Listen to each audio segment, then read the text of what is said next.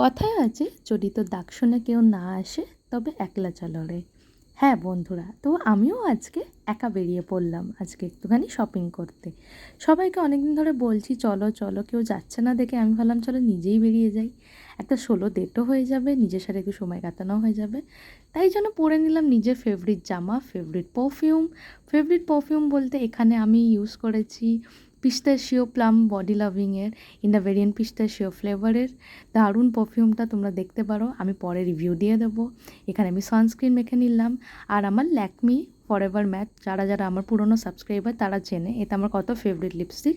ওটা লাগিয়ে নিয়ে স্কিনটাকে একটুখানি বেক করে পাউডার লাগিয়ে নিজের সোয়েটগুলোকে করে ঘড়ি তড়ি পরে তারপরে আমি তোড়জোড় করে রেডি হয়ে বেরিয়ে পড়লাম।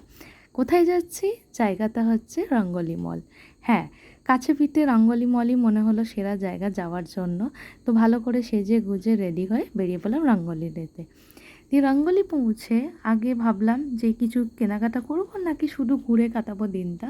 এই ভাবনা চিন্তা করতে করতে করতে করতে কখন যে রঙ্গলি পৌঁছে গেলাম বুঝতেই পারলাম না। রঙ্গলির গেটে ঢুকে আজকে দেখছি যেহেতু পুজোর মহল, তো সবাই শপিংয়ে বেরিয়েছে। আমিও ভাবলাম যখন আমি এসেই গেছি রঙ্গলি তাহলে কিছু একটা কিনেই নেওয়া যাক। তো ভাবলাম দেখা যাক দোকানে খুঁজে কী জিনিস ভালো পাওয়া যায়। সেই খুঁজতে খুঁজতে চলে গেলাম জুডিওতে দেখলাম বেশ ভালো সেল চলছে, ভালো অফার চলছে।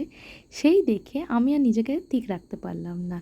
সেই দেখে জুডিওতে ঢুকে একটা জামা ট্রাই করে দেখলাম কিছুই পছন্দ হচ্ছে না। বেরিয়ে আসার আগে শেষমেশ এই সাদা জামাটা খুব পছন্দ হলো, ভাবলাম নিয়েই নিই।